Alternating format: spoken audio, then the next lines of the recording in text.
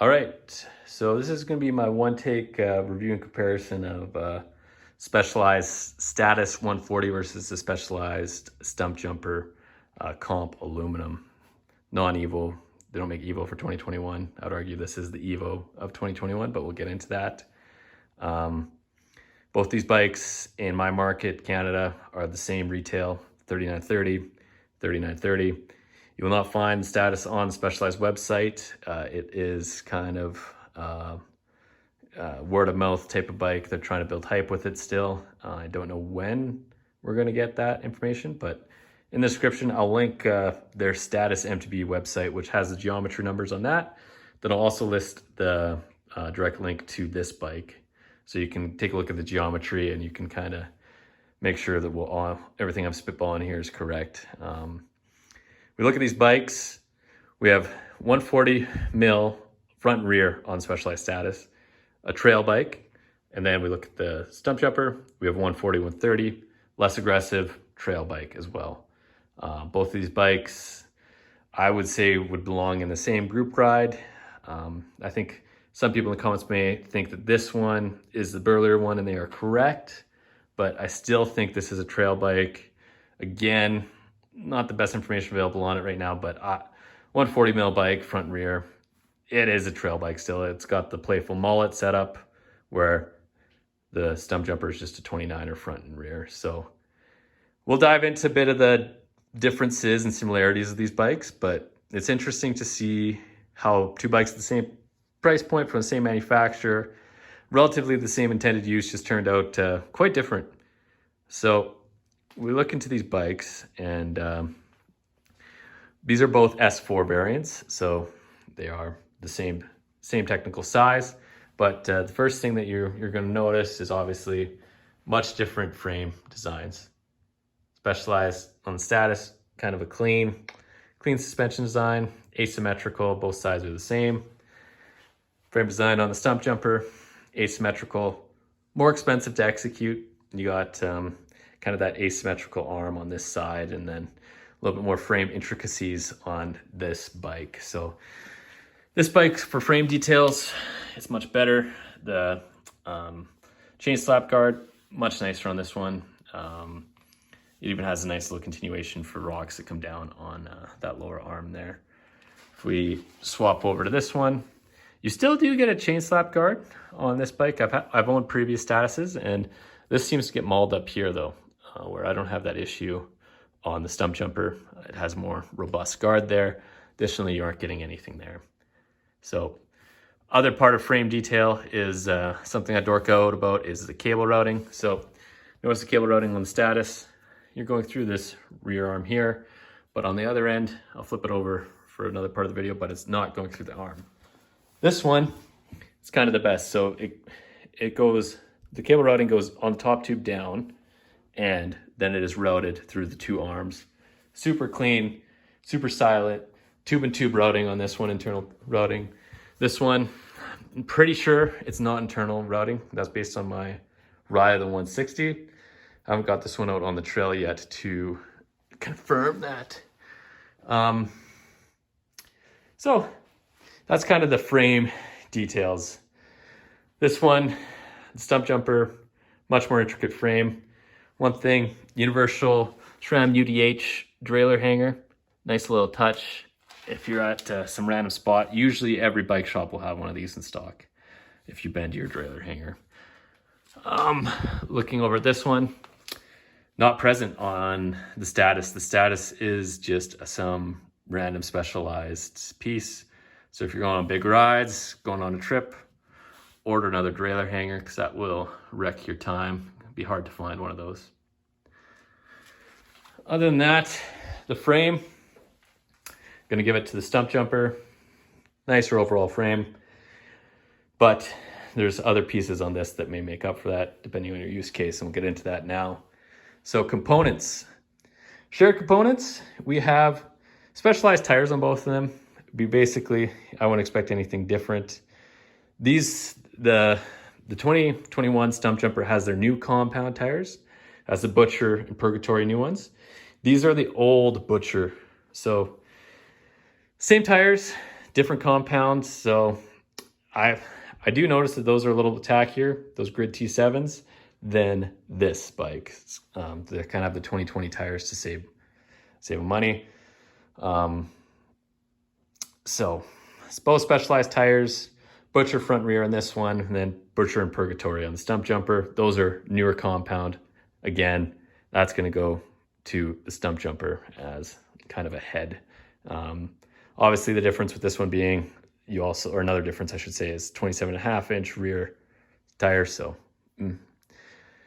that is just kind of, well, it's kind of equivalent to a 29er, but just different strokes. So let's look at the rims, both Revol, same spec of rim. Again, 27.5 in the rear of that, but same rim spec. So rim-wise, bikes are equal. Tire size, Stumpjumper edges it out.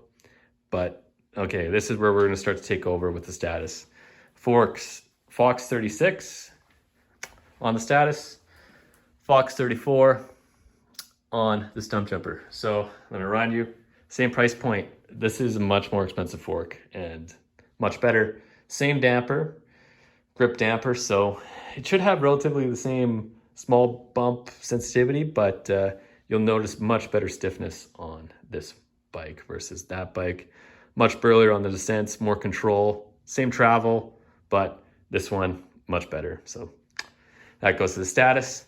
Similar story on the rear shock. We have a DPX2 on the status with piggyback reservoir, and then we have the Fox DPS. So people always ask me, what's the advantage to that reservoir? Well, it's supposedly cooling. It also gives you extra volume, so it's just a nicer shock. Like, it's going to be smoother. It's going to react better and be more consistent. So consistency, smoothness, different tunes on both the shocks.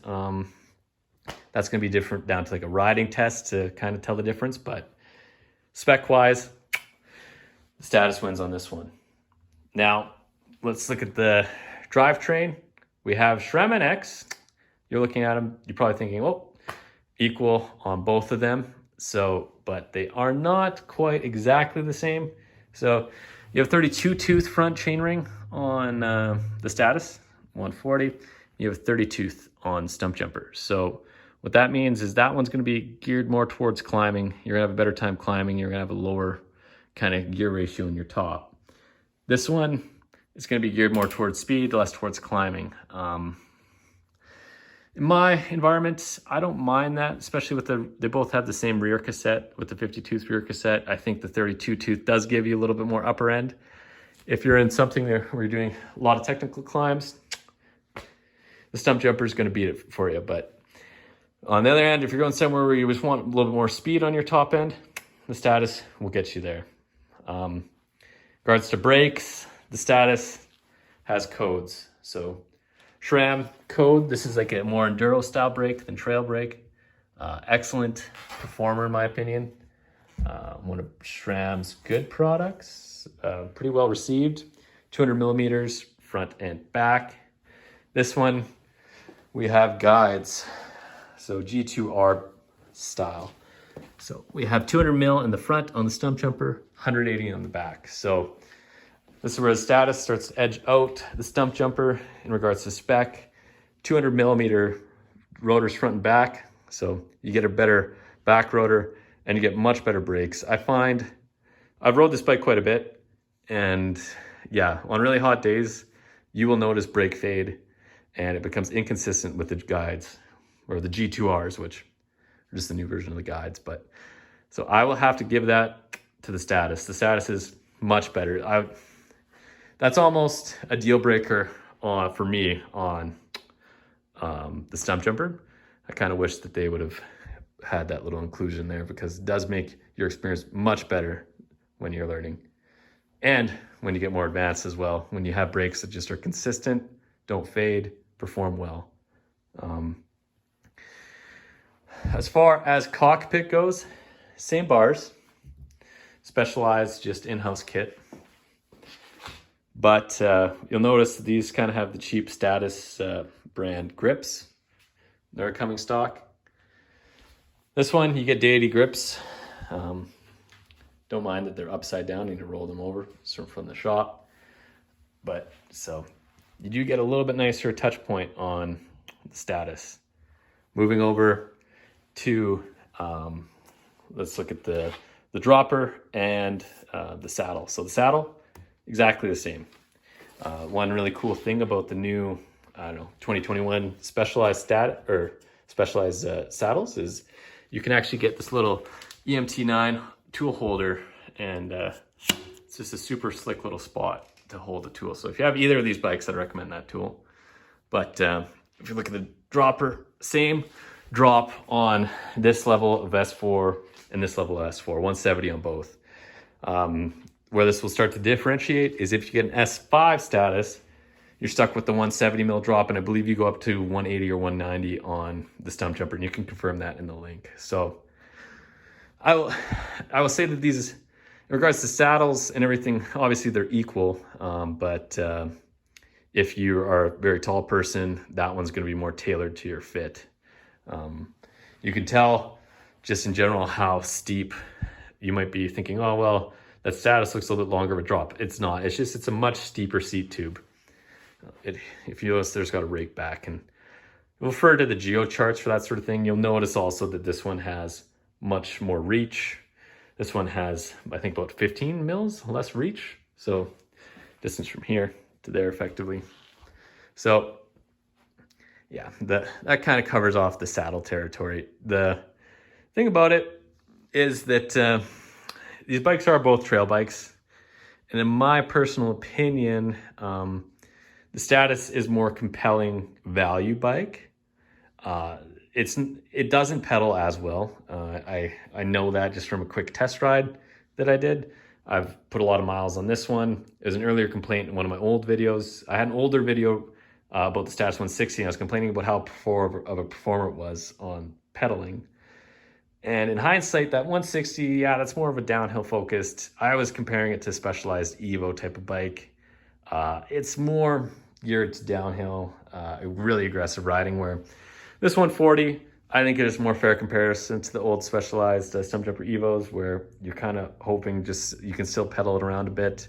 That bigger front crank, or sorry, the bigger front gear on this 32 versus 30 will make a little bit of a difference. And like the suspension is, I don't think, gonna be tuned as much for climbing on Status versus this. Like if you're wanting full out, I'm just going to want to do some cross country single track, I'm not really that focused on downhill, that's your bike. If you like going, if you're still into trail riding, if you still want like decent pedalability and you want really good value, this is kind of your bike. Like the way that Fox 36 and those code brakes will continually hold up on technical descents, it's not really going to be a question in my opinion. They have cheaped out on the frame to make this possible.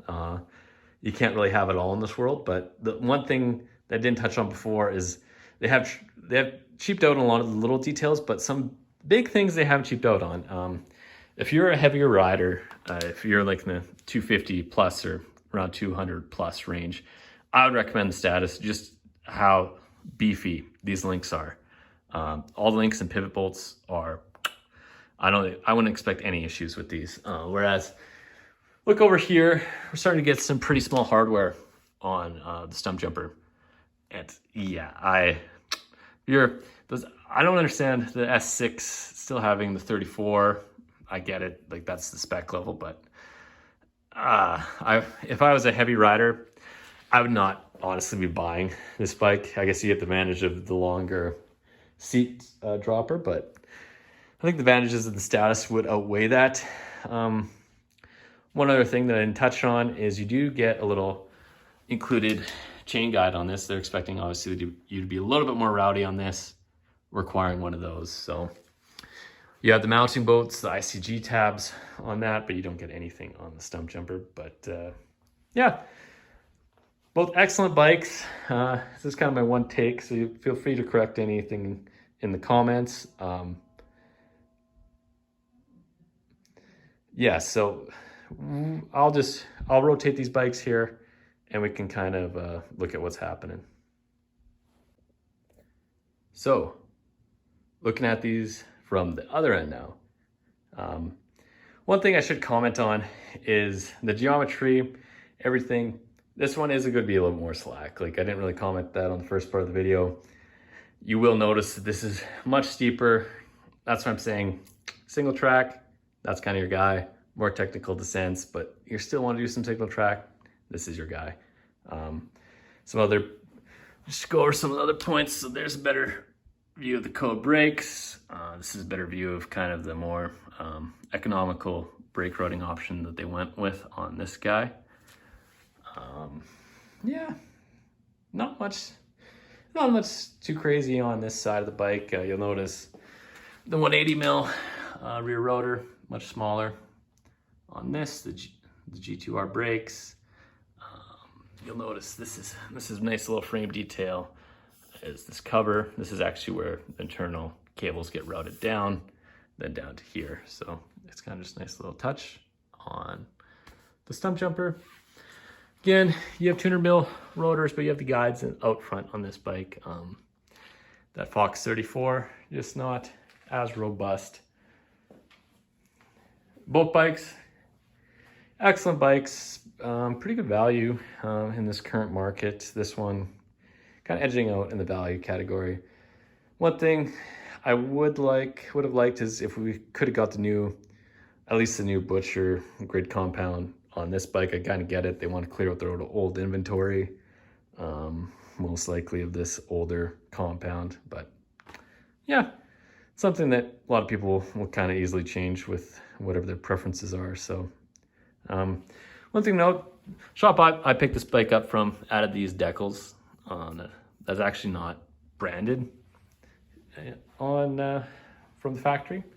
There's that only specialized brandings on some of the components and on the front, whereas this one, you get the down tube specialized and then the same front.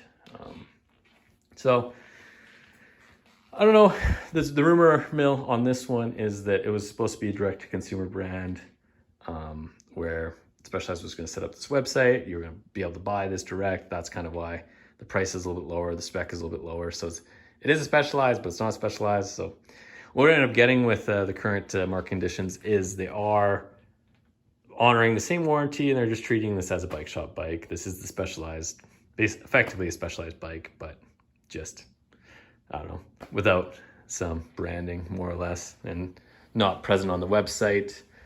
One thing, if you are searching for a status, you will not find them on any bike shop's website. They aren't allowed to post about them.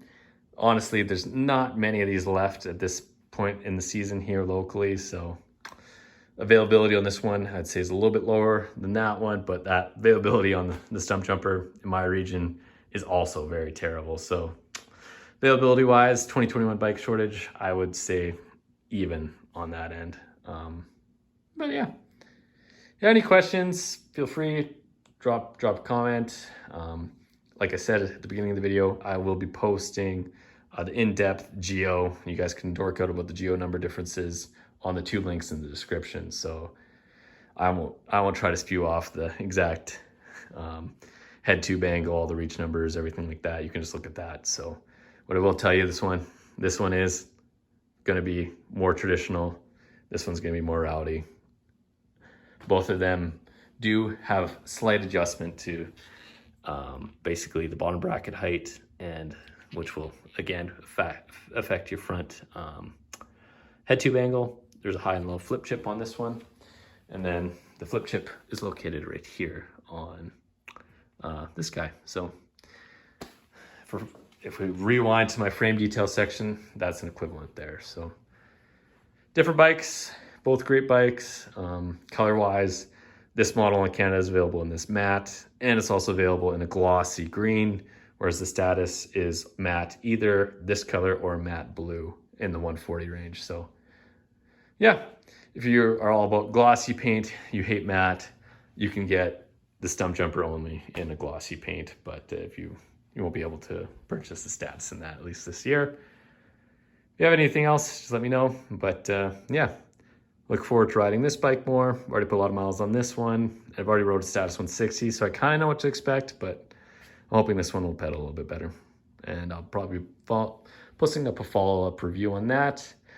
And then perhaps a little just quick review dedicated to this guy here, because I don't know, we'll see how many kilometers I put on my Strava. I'm guessing around 500. Thanks.